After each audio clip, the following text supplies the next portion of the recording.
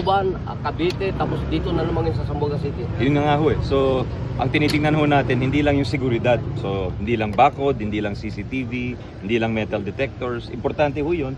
Pero importante din ho siguro kung yung magre-reach out talaga yung ating mga komunidad, starting with sa amin, sa school communities. Talagang makihalubilo tayo sa ating mga estudyante. Kilalanin po natin talaga sila. Kamusta sila? Kamustahin natin sila. Kasi ang silbi talaga ng eskwela, hindi lang magturo, kundi parang pangalawang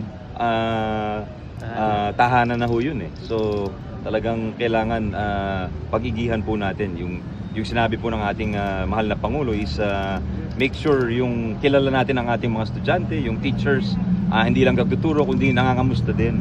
At yung ating mga estudyante, yung mas nakakatanda, parang may big brother, kuya type system, ate type system tayo na yung mga bago sa eskwelahan ay feeling nila welcome po sila. Yung mga ganong klaseng maliliit na, sa tingin natin maliit na intervention, pero sa totoo malaking bagay siya sa isang kabataan.